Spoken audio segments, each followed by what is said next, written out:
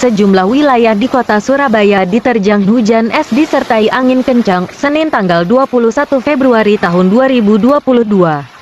Badan Meteorologi, Klimatologi dan Geofisika (BMKG) mengatakan fenomena itu disebabkan oleh awan cumulonimbus CB.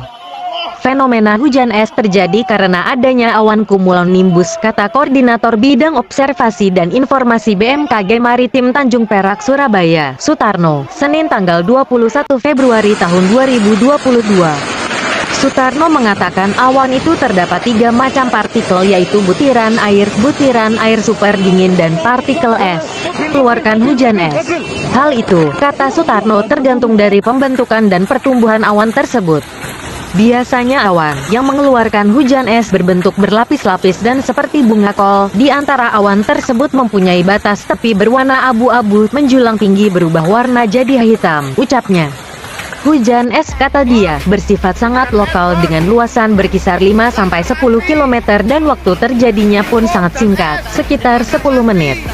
Fenomena hujan es ini, kata Sutarno, lebih sering terjadi pada masa peralihan musim atau pancaroba. Adapun waktunya lebih sering antara siang atau sore hari. Ia pun mengimbau agar masyarakat mewaspadai cuaca ekstrim seperti hujan es dan hujan lebat yang disertai petir dan angin kencang, sebab bisa membuat pohon bertumbangan.